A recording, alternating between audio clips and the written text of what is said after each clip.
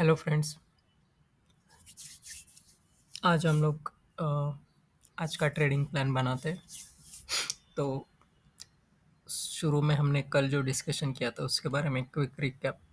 हमने कल डिस्कस किया था कि बोथ निफ्टी और बैंक निफ्टी में अगर मार्केट गैप डाउन ओपन हो जाता है तो हम लोग शॉर्ट की पोजीशन के लिए बैठेंगे।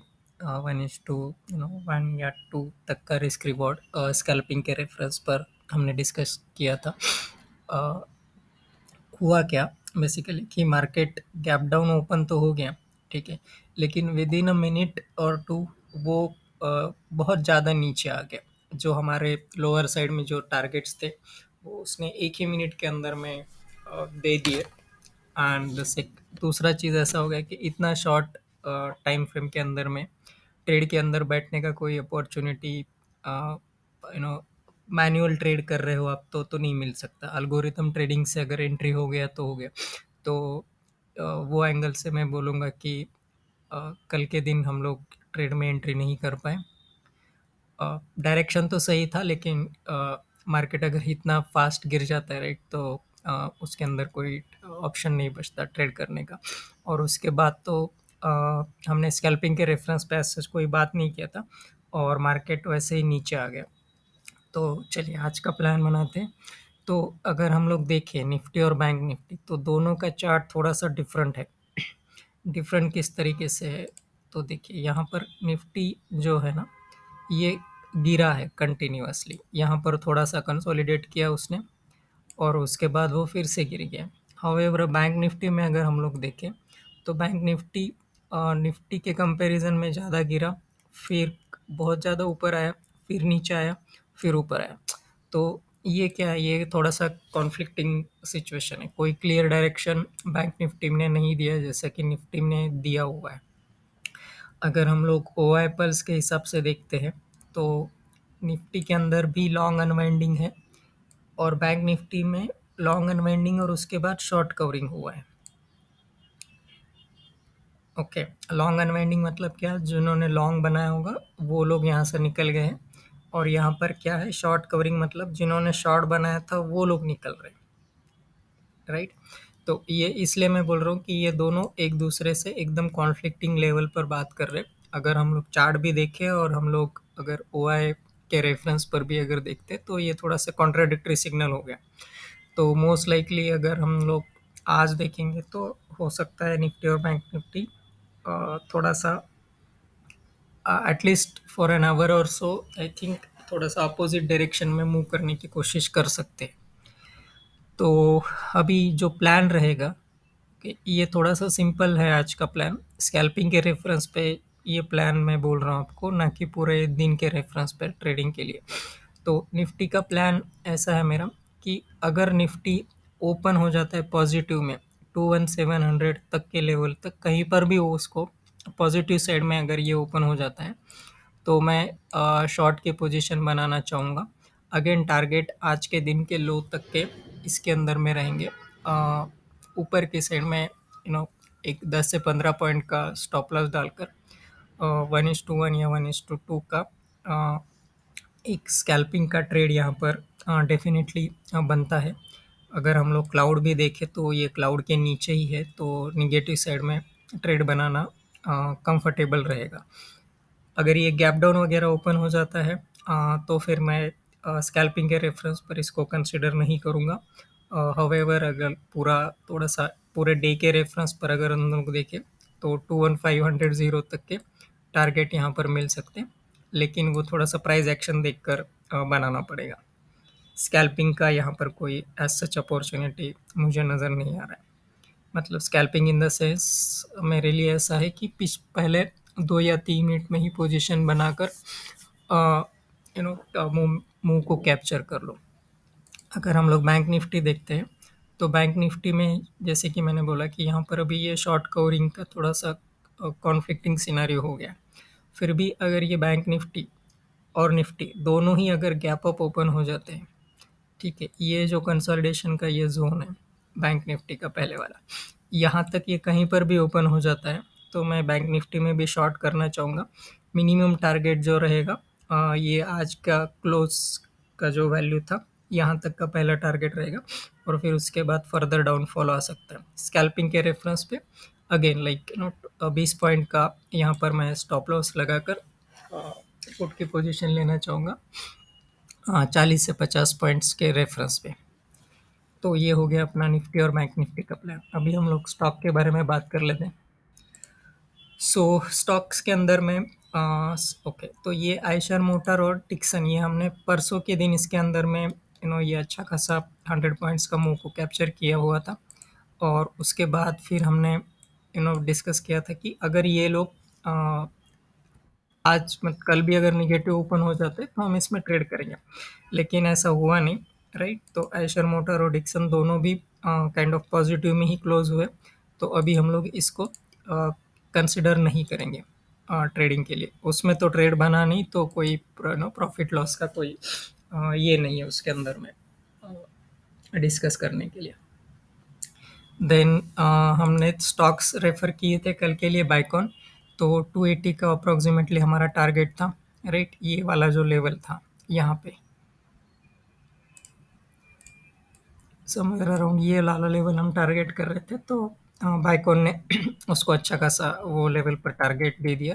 तो 6% का मूव आया, तो आई होप कि अपने उसमें अंदर प्रॉफिट बनाया होगा।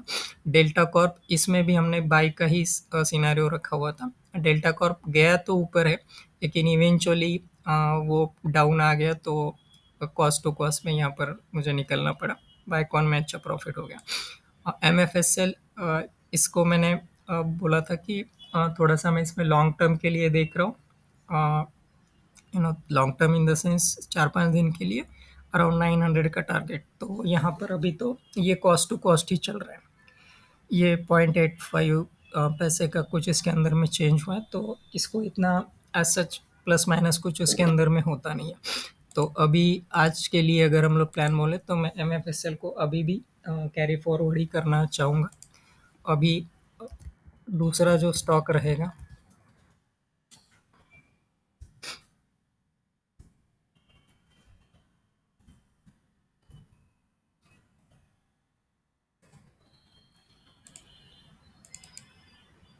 ये डॉक्टर लालपाथ लैब्स का जो स्टॉक है, ये वाला मैंने आइडेंटिफाई किया है आज के स्कैल्पिंग के रेफरेंस पे। तो अगर ये जो स्टॉक है ना, ये अगर समवेयर अराउंड 2620 के आसपास अगर ये ओपन हो जाता है, ये वाला जो कंसोलिडेशन जोन है ना यहाँ का, इसके अगर आसपास ये अगर ये ओपन हो जाता है, तो इसके फिर मैं टारगेट अराउंड यहाँ तक के देख रहा हूँ, 2580 तक का लेवल पर ये आ सकता है।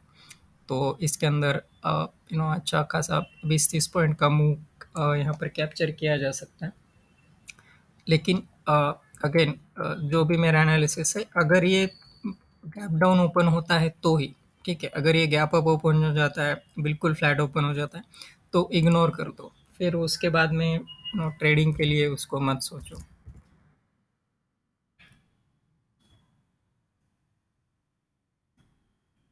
मैं जिस तरीके से देखता हूँ, राइट, अगर ये मेरे एनालिसिस के हिसाब से चल रहा है तो मुझे वो समझ में आ रहा है। अगर ये कुछ कोई भी स्टॉक निफ्टी अगर बिल्कुल उल्टा करता है, तो वो टाइम पे फिर मैं वो स्टॉक्स को हाथ नहीं लगाता हूँ।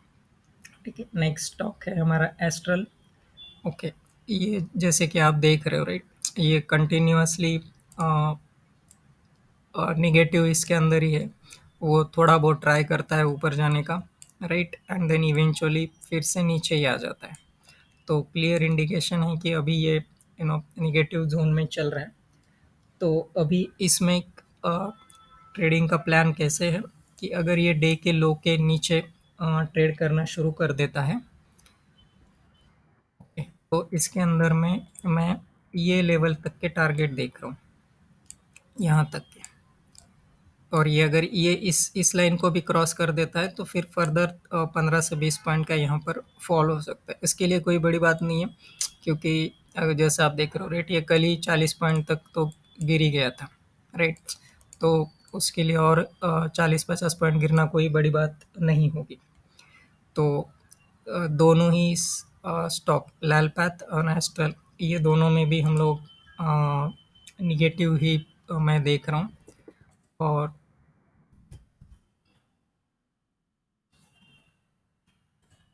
ये थोड़ा-सा ज़्यादा रिस्की हो जाएगा। अगर आप थोड़ा-सा सेफ खेलना चाहते हो तो ये हिंदुस्तान यूनिलीवर को आप थोड़ा-सा अवॉइड कर दीजिए।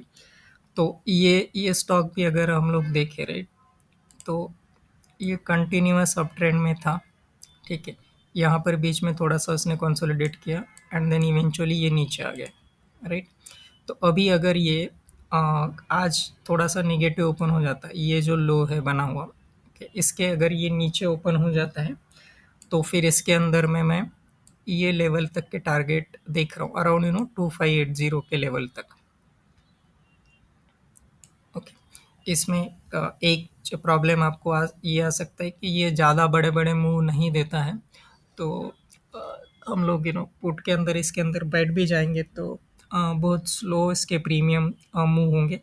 तो अ, देखिए, मतलब ज़रूरी नहीं कि हर स्टॉक में ट्रेड किया जाए, लेकिन ये मेरा बैकअप का ट्रेड रहेगा। अगर ये दो ऊपर के 2-3 ट्रेड्स या स्टॉक्स मेरे एनालिसिस के हिसाब से नहीं चलते, कुछ अलग करते हैं, तो इन दैट केस मैं स्कैल्पिंग के लिए फिर इसको कंसिडर करूँगा।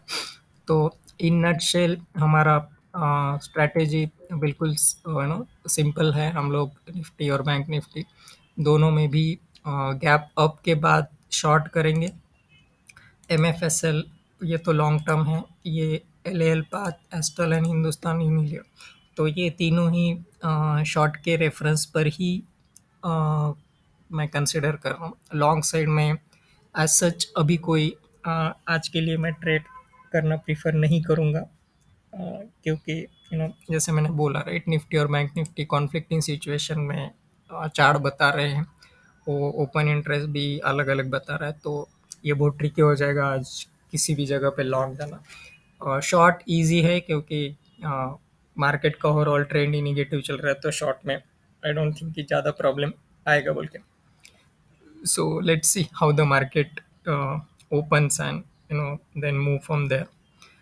तो अगर आपने मेरे चैनल को सब्सक्राइब नहीं किया तो सब्सक्राइब कर लीजिए please, and happy trading. Thank you friends.